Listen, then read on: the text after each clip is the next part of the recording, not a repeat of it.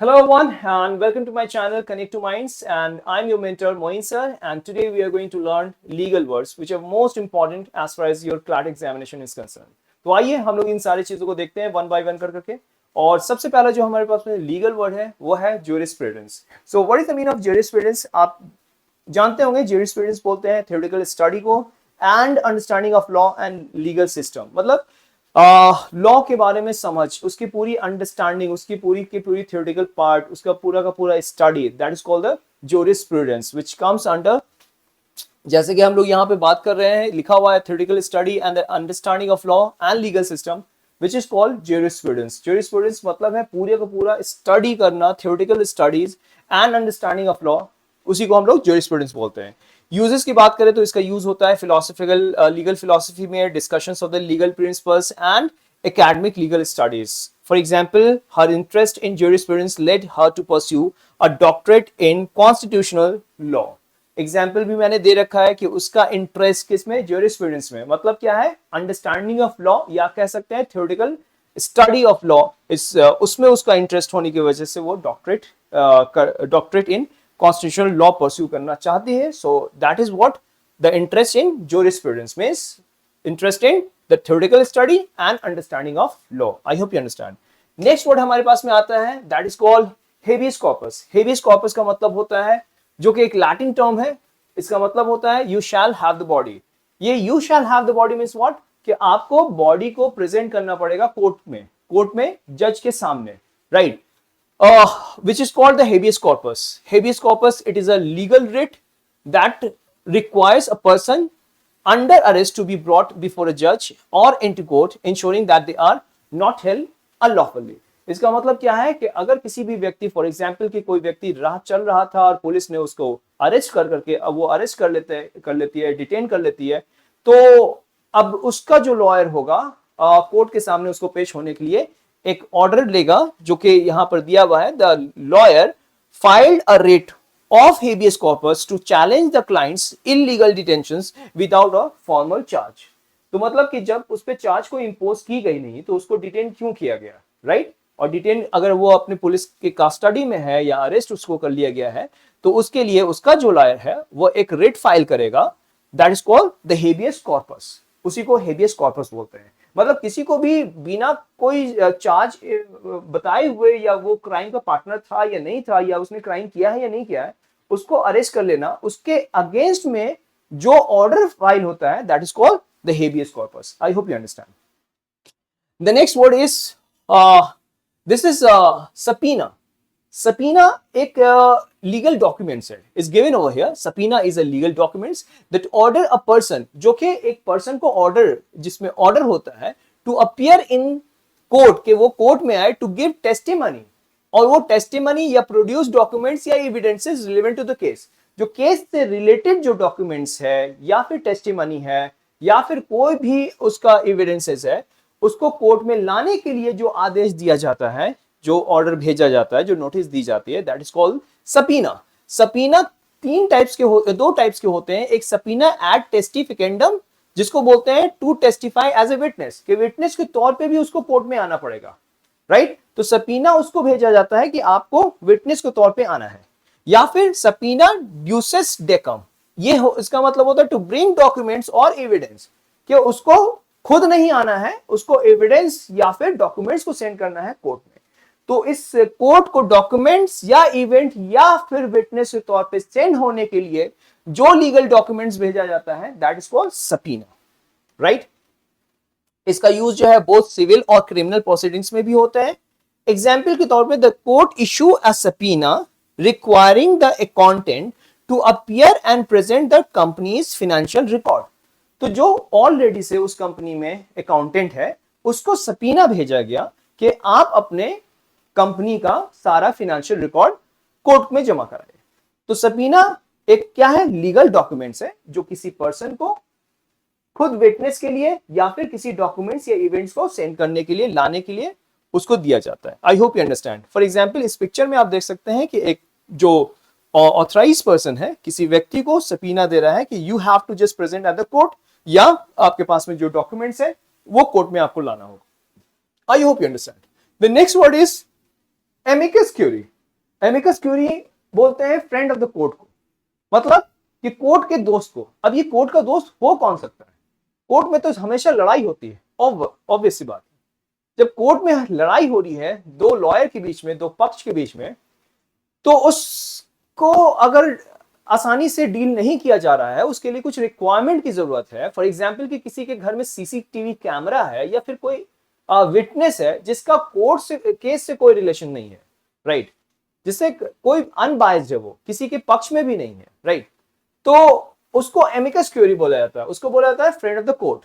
For example यहां पे meaning दिया हुआ है, एमिकस क्यूरी एक लैटिन वर्ड है जिसका मतलब होता है friend of the court. It refers to a person, ये एक पर्सन को भी कर सकता है रेफर, या फिर किसी ऑर्गेनाइजेशन को भी कर सकता है, नॉट डायरेक्टली इन्वॉल्व, जिसका कोई इन्वॉल्वमेंट नहीं है उस केस से। In a case who offers information, जो इंफॉर्मेशन देता है, एक्सपर्टीज, जो उसका एक्सपर्टीज होगा वो बताएगा। फॉर एग्जाम्पल कोई भी है, जैसे सिग्नेचर एक्सपर्टीज है, तो वो सिग्नेचर एक्सपर्टीज को भेजा जाएगा कि भाई वो उसको कहा जाएगा एमिकस क्यूरी कि आप सिग्नेचर के बारे में बताएं। तो ये कोई ऑर्गेनाइजेशन भी हो सकता है, पर्सन भी हो सकता है, और इनसाइड जिसके बारे में बहुत सारे उसके बारे में नॉलेज है, टू असिस्ट, हेल्प करने के लिए the court in making a decision, जिसकी वजह से वो एक डिसीजन पे आ सके। इसका जो यूजेस है, frequently use in appeals and constitutional cases, specially when the outcome could affect broader public interest. हो सकता है कि जिसकी वजह से बहुत ज्यादा पब्लिक को अफेक्ट पहुंच सकता है, वैसे केस के लिए एमिकस क्यूरी को कॉल किया जाता है, एमिकस क्यूरी। कोर्ट्स में allow amicus briefs to be the submitted. अब एमिकस ब्रीफ क्या है? एमिकस ब्रीफ जो चीजें एमिकस क्वेरी के द्वारा दी जाती है, documents, that is called the amicus brief. For example the human rights organisation submitted an amicus curiae brief to support the petitioners in the landmark free speech case. ऐसा amicus curiae का मतलब क्या है कि अगर किसी का सीसीटीवी कैमरा से फुटेज भी लेना है तो दैट वो एक फ्रेंड की तरह होगा कोर्ट के लिए, उसका केस से कोई लेना देना नहीं होगा। फॉर एग्जांपल दो लोग लड़ रहे थे, उस किसी थर्ड पर्सन के सीसीटीवी कैमरा में उसका फुटेज है, जिससे जिससे कोर्ट को हेल्प मिलेगा डिसीजन मेकिंग प्रोसेस में, तो उसको बोला जाता है amicus Curie. I hope you understand, friend of the court. Next word की तरफ चलते हैं, एंड दैट इज टॉर्ट। सभी लोग टॉर्ट पढ़ रहे होंगे लीगल में। टॉर्ट क्या है? एक सिविल रॉन्ग है। सिविल रॉन्ग का मतलब सारे सिविल रॉन्ग्स, राइट ना? मतलब इसके भी टाइप्स हैं। फॉर एग्जांपल यहां पर दिया हुआ है negligence, defamation, battery and assault and trespassing. If you just talk about the meaning, a tort is a civil wrong not arising from a contract. Contract से ये arising नहीं है. That causes harm or loss to someone, मतलब कि इसका पहले contract नहीं है, ये नेग्लिजेंस के बेसिस पे या डिफेमेशन के बेसिस पे या किसी के असॉल्ट के बेसिस पे या ट्रेसपासिंग के बेसिस पे, तो ये सारे आपके सिविल रॉन्ग हो सकते हैं। For which the injured party can seek compensation through a law suit, मतलब कि लॉ सूट कर करके वो कॉम्पेंसेशन ले सकता है, that is called the tort. अब ये टाइप्स ऑफ द टॉर्ट्स हैं, जैसे कि नेग्लिजेंस, कार एक्सीडेंट। अब negligence in the sense, even I just given this one, कि कोई एग्जांपल देता है कि वहां पे ऑफिस का टाइम था और ऑफिस के टाइम पे ही किसी ने वहां पर पानी डाल रखा था, ऑफिस के ही एम्प्लॉय ने या किसी और ने, जिसकी वजह से इसको गिर के चोट हो गई। तो चोट लगने की वजह से ये सू कर सकता है फॉर डैमेजेस, राइट। इसका क्या होगा कि ऑफिस आवर्स में जो टाइम पर लोग आते हैं उस टाइम पे पानी का होना सही नहीं था, जिसकी वजह से उसे चोट लगी। नेग्लिजेंस, कंपनी के नेग्लिजेंस या फिर उस पर्टिकुलर एक्शंस को करने वाले के नेग्लिजेंस के बिहाफ में केस हो सकता है। डिफेमेशन, लाइबल और सिलेंडर। ये लाइबल और सिलेंडर, डिफेमेशन का मतलब होता है मानहानि। मानहानि में दो वर्ड दिए हुए हैं, एक लाइबल है और एक सिलेंडर है। तो मानहानि का मतलब होता है, सिलेंडर का मतलब होता है बदनामी, और किसी को बुरा भला कहना, दैट इज कॉल्ड लाइबल। तो बुरा भला कह के किसी की बदनामी करना, दैट इज कॉल्ड डिफेमेशन। तो डिफेमेशन, मानहानि, मानहानि में दो चीजें हैं, एक है लाइबल। लाइबल मीन्स होता है क्या? किसी को बुरा भला कहना। और स्लैंडर का मतलब होता है अगर आपने किसी को बुरा भला कहा है तो उसकी वजह से उसकी बदनामी भी तो होगी ना, तो वो बदनामी भी होना, उसके लिए भी वो केस फाइल कर सकता है, राइट। टॉर्ट के अंतर्गत ही आता है। Battery and assault. Battery and assault का मतलब क्या है कि किसी को असॉल्ट करना, किसी को क्षति पहुंचाना। फॉर एग्जाम्पल किसी को आप एक मुक्का मार रहे हो, नहीं लगा दैट इज असॉल्ट, लेकिन लग गया दैट इज बैटरी। तो अगर बैटरी है तो असॉल्ट होगा, राइट? मतलब किसी को आपने बोला है कि मैं तुम्हें मार दूंगा, तो दैट इज कॉल्ड असॉल्ट, लेकिन मार देना दैट इज कॉल्ड बैटरी। ये है। तो ये common types of the torts हैं। ट्रेस पासिंग के बारे में बात करने, ट्रेस पासिंग भी क्या है, ये टॉर्ट्स के अंदर क्या आता है कि अगर किसी के प्रीमाइसेस में आप बिना इंफॉर्मेशन के वहां एंटर कर रहे हो तो दैट इज कॉल्ड इलीगल। ये इलीगल है, ये टॉर्ट के अंतर्गत ट्रेस पासिंग के अंतर्गत आएगा। तो ट्रेस पासिंग होता है कि किसी का के जगह पर बिना इंफॉर्मेशन के एंट्री करना, बिना जाने हुए बिना बताए हुए एंट्री करना, that is called trespassing. If we just talk about the legal context, तो tort law is a key branch of civil law focused on personal injury, liability and damages. ये तीनों चीज पर वो फोकस करता है। Examples के तौर पे कि फैक्ट्री पर आप सू कर सकते हो, केस कर सकते हो अगर वो पॉल्यूट कर रहा है वहां के रिवर को, वहां के इन्वायरमेंट को, और रेसिडेंट जितने भी हैं वहां के हेल्थ को, लोगों के हेल्थ को, तो उस पर आप केस कर सकते हो, राइट? नेक्स्ट वर्ड आते हैं हम लोग मेंस रिया। मेंस रिया का मतलब होता है गिल्टी माइंड।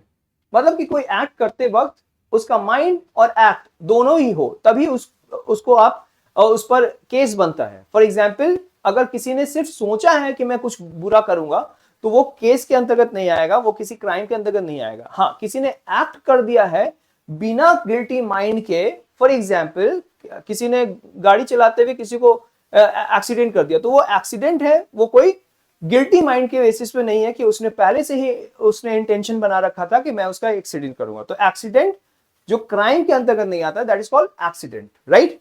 तो यहीं पे फर्क है कि अगर मेंस रिया है तो आपके साथ में एक्टस रियस भी होना चाहिए। एक्टस रियस का मतलब वो एक्टिविटी भी होनी चाहिए। मेंस रिया सिर्फ सोचना और उस पर उसको एग्जीक्यूट करना, दोनों। तो mens rea is a guilty mind and actus reus is a the wrongful act. ये दोनों ही होगा, सिर्फ मेंस रिया नहीं हो सकते। सो विदाउट मेंस रिया मतलब कि बिना मेंस रिया के a person may not be held criminally responsible, right? For example यहां पर दिया हुआ है the prosecutions had to prove the defendant's mens rea to show that the act was intentionally and not accident। तो accident के तौर पे नहीं, मेंस रिया का मतलब होता है गिल्टी माइंड, मतलब आपका पहले से ही इंटेंशन है किसी को हार्म करने का, राइट? तो इसको अगर आप सिर्फ सोच के हो तो that is mens rea. And actus reus का मतलब कि उस सोची हुई साजिश पर उसको आपने उसको एग्जीक्यूट भी किया है, तो दैट वुड बी एक्टस रिया। तो ये दोनों ही एक साथ आते हैं। यहां से बताया गया without mains Riya a person may not be held criminally responsible. यहां पर बोल रहे हैं कि बिना मेंस रिया के, और ये दोनों है most criminal offences required both actus reus and mens rea. I hope you understand. Next चलते हैं अल्ट्रा वायर्स। अल्ट्रा वायर्स भी एक लैटिन वर्ड है जिसका मतलब है beyond the power.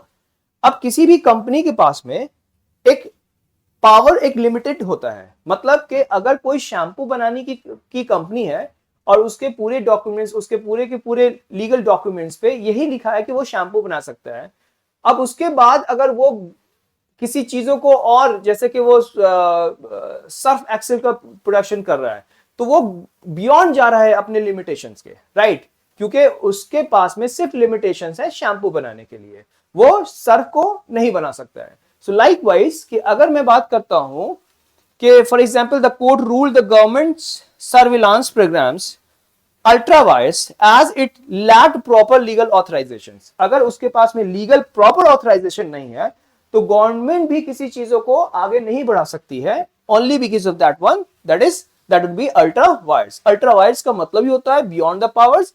It refers to an act, ये ऐसे एक्ट को बताता है perform beyond the legal power और अथॉरिटी ऑफ द पर्सन और ऑर्गेनाइजेशन परफॉर्मिंग इट। जो वो काम कर रहा है, किसी का भी एक लिमिटेशन होता है, उस लिमिटेशन के अगर बियॉन्ड कोई जाकर के कोई काम करता है, that comes under ultra vires. इसको commonly use in corporate and administrative law when a company, government officials और body acts outside its legal limit और मैंडेट। इसका ऑपोजिट होता है इंट्रा वायर्स। इंट्रा वायर्स का मतलब होता है विद इन लिमिट, और अल्ट्रा वायर का मतलब होता है beyond the power, within the power and beyond the power. I hope you understand. Next word है रेस जुडिकाटा। रेस जुडिकाटा का मीनिंग अगर देखते हैं तो res judicata is Latin for a matter already जज। अब इसको भी हम लोग समझ लेते हैं कि अगर किसी कोर्ट में किसी एक चीजों पर फैसला हो चुका है, एक केस पर फैसला हो चुका है, तो उसको दोबारा से वहां फाइल नहीं किया जा सकता है दो पार्टी के बीच में।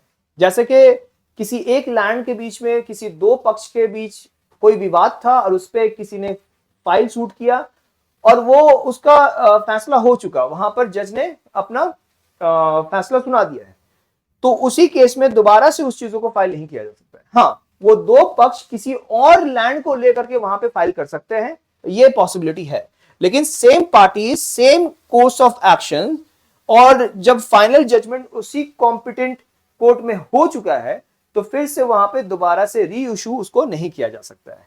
So res judicata is a Latin for a matter already judged. It is a legal principle that bars the same parties from re-litigating a case that has already been finally decided by the competent court. So court उस चीजों पर पहले से ही अगर finally decision दे चुकी है तो वहां पर फिर से उसको इशू नहीं किया जाएगा। यूजेस की बात करें तो use for the prevent repeated lawsuits over the same issue and conserving judicious resources and ensuring finality in litigations. So की कंडीशंस है, क्या क्या है कि सेम पार्टीज होना चाहिए, सेम कॉज ऑफ एक्शन होना चाहिए and final judgment by a competent court. अगर ये तीनों चीज है तो फिर से उस वहां पर फाइल नहीं की जा सकती है। For example, since the dispute over property ownership had already been decided, the judge dismissed the new suit under the doctrine of res judicata. Under the doctrine of res judicata, क्योंकि वही same case को वही दो party फिर से उसको अगर involve हो रहे हैं उस केस में तो उसको वहां पर केस फाइल नहीं की जा सकती, उसको रिजेक्ट कर दिया जाएगा। Next, injunction. इंजंक्शन सभी लोग जानते होंगे, इंजंक्शन का मतलब होता है रोक लगाना, लेकिन सभी लोग जानते हैं कि किसी काम पे रोक लगाना या किसी काम को करवाना भी इंजंक्शन के ही में इसमें अंतर्गत आता है। तो injunction is a court order that commands a person और एंटिटी टू डू और stop doing a specific act. मतलब अगर कोई काम हो रहा था और किसी ने इंजंक्शन लगाने की कोशिश की और वो काम करने वाला सही है तो कोर्ट तो उसे बोलेगी कि वो काम करो, और अगर काम करने वाला सही नहीं था, दूसरा पार्टी सही था, तो कोर्ट इस पर इंजेक्शन लगा देगी। मतलब दोनों ही केस में हो सकता है। यहां पर लिखा हुआ है कि टाइप्स ऑफ द इंजेक्शन कितने तरीके हो सकते हैं, कितनी तरीके से रोक लग सकता है। टेम्परेरी और इंटरिम इंजेक्शन है, issued for the limited time during a trial, जब तक ट्रायल चल रही है तब तक के लिए रोक लगा दिया गया, तब तक आप उस घर को नहीं बना सकते हैं। Permanent injection, final order, usually after a conclusion of a case, जब कंक्लूजन हो गया कि हाँ भाई ये इलीगल था तो उस पर परमानेंट इंजेक्शन लग सकता है। Prohibitory injections, order someone's to stop doing something. Order कोई करता है कि भैया इसको रुकवा दीजिए। फॉर एग्जांपल, कहीं भी काम चल रहा है जहां पे बहुत सारे लोग हार्म हो रहे हैं, तो उस कोर्ट का आदेश होता है कि उसको प्रोहिबिटरी इंजेक्ट किया जाए, उसको रोक दिया जाए। मैंडेटरी इंजेक्शंस का मतलब order someone's to do something. Mandatory injection का मतलब है order someone's to do something, कि कोई काम को करवाया जाए, that is called mandatory injection, right. तो ये टाइप्स है आपके इंजेक्शन का, जैसे मैंने पहले भी बताया कि अ पर्सन और एंटिटी टू डू और स्टॉप डूइंग अ स्पेसिफिक। तो इसमें चार टाइप्स के हैं आपके, temporary, permanent, prohibitory and mandatory injections. Uses often used in a property dispute, intellectual property, contracts or to prevent irreparable harm। किसी company ने इंजेक्शन लगाया है अपने फॉर्मर एम्प्लॉय पे कि उसके जो सीक्रेट्स को दूसरे जो उसके कॉम्पिटिटर्स है उसको डिस्क्लोज ना करे, तो हो सकता है कि परमानेंट इंजेक्शन भी लग जाए या फिर टेम्परेरी इंजेक्शन के भाई अभी मत करो, जब तक ट्रायल चल रहा है तब तक नहीं, कौन जीतेगा कौन हारेगा इस पे बेस्ड होगा। And prohibitory injections, order someone's to stop, ये प्रोहिबिटरी इंजेक्शंस वाला केस है, यहां पर आप रुकवा सकते हो उसको। अब हमारे पास जो है नया वर्ड है estoppel. Estoppel is a legal principle that prevents a person from going back on their words or denying something they previously stated, especially if another person has relied on it to their detriments। मतलब क्या है कि कोई व्यक्ति किसी से अगर कोई प्रॉमिस करता है और दूसरा व्यक्ति उस प्रॉमिस को मान लेता है और उसके प्रॉमिस किए हुए या उससे जो वादा किया गया था उस पर वो कोई एक्ट करता है। अब ये व्यक्ति चाहता है कि उसको वो अपने प्रॉमिस से बैक नहीं हो सकता, क्योंकि अगर वो अपने प्रॉमिस से बैक होगा तो इसको बहुत नुकसान होगा। तो इसके लिए इसको स्टॉपल करना पड़ेगा, मतलब कि इसको उस प्रॉमिस से बैक नहीं हो सकता है, क्योंकि इसको बहुत नुकसान होगा, right. So try to understand. यहां पर एक मीनिंग, एक एग्जांपल दिया हुआ है कि एक लैंडलॉर्ड वाज स्टॉपल फ्रॉम इविक्टिंग, उसको खाली, टेनेंट को खाली नहीं करा सकता है, उसको रोक दे दिया गया, क्योंकि he had earlier promise to extend the lease, क्योंकि उसका पहले से ही प्रॉमिस था कि लीज को वो आगे बढ़ाएगा, लीज के डेट को आगे बढ़ाएगा। And the tenant made renovations based on that promise, और उसी वजह से जो टेनेंट है, जो किराएदार है, उसने क्या किया है कि उसको रिनोवेट किया है, जहां पर वो जिस प्रॉपर्टी को जो लीज पर लिया गया था, राइट ना। तो अब यहां पर लैंडलॉर्ड उसको खाली नहीं करा सकता है, क्योंकि उसने उससे प्रॉमिस किया था कि वो लीज को एक्सटेंड करेगा। तो लीज को एक्सटेंड करने की वजह से उसने रिनोवेट किया है। अब बोलता है कि नहीं, अब मुझे खाली करके दो, तो उसको स्टॉप कर देना पड़ेगा। मतलब आपने जो प्रॉमिस किया था, जिसके बेसिस पर टेनेंट ने बहुत सारा रिनोवेशन कराया है, और आप बोल रहे हो कि नहीं अब खाली कर दो, हो नहीं सकता है। ये क्या है? इलीगल है, जिसका एक टर्म यहां पर दिया हुआ है स्टॉपल। स्टॉपल क्या हो गया? एक लीगल प्रिंसिपल हो गया दैट प्रिवेंट्स अ पर्सन, जो एक व्यक्ति को रोकता है going back on their word और denying something they previously stated, और रोकता है किस चीज से? अपने वर्ड्स को बैक लेने से, या फिर किसी को झूठा बताने से कि नहीं तुम झूठ बोल रहे हो भाई, मैं सच बोल रहा हूं। तो इस सारी चीजों से रोकता है। तो this is all about which I just given you. ये सारा जितने भी आपके लीगल वर्ड्स थे, सारे के सारे इंपॉर्टेंट है। आई होप आप लोगों को अच्छा लगा होगा। नेक्स्ट वीडियो में बने रहे। Thank you, bye bye, take care.